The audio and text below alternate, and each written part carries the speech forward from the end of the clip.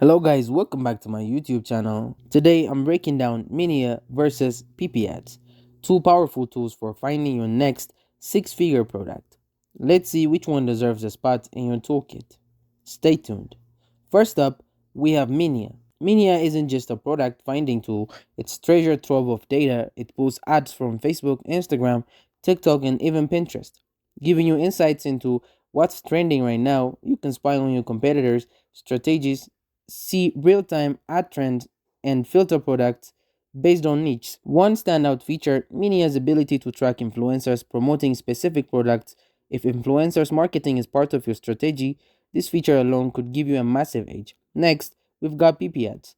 This one's a powerhouse if you're all about TikTok ads. With PipiAds, you can find high performing ads, analyze their engagement, and even see product links directly, so you know exactly where the traffic is heading. Plus, PipiAds show detailed performance metrics like views, likes, and comments, making it easier to gauge the real potential of a product before you jump in. Now, let's compare. If you're looking for a broader range of platforms and want influencers' insights, Minea might be your best bet. But if TikTok is your bread and butter, PipiAds is laser focused on helping you master that space. So, which tool should you pick?